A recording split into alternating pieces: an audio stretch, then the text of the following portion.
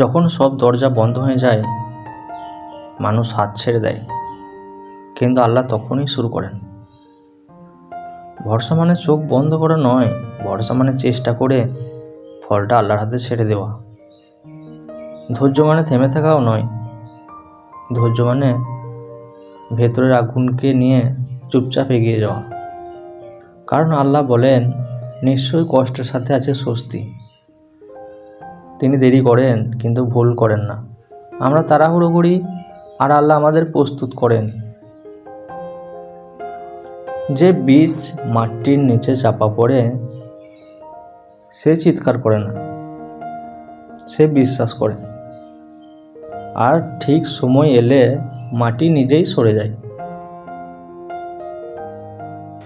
সফলতা সবসময় মঞ্চে দাঁড়ানো নয়, কখনো কখনো ভেঙে না পড়াটাই সফলতা। যে মানুষ আল্লাহর উপর ভরসা রাখে সে হারলেও ভেঙে যায় না।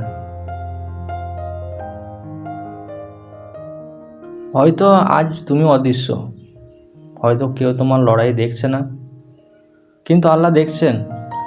আর যাকে আল্লাহ দেখেন তার সফলতা শুধু সময়ের অপেক্ষা।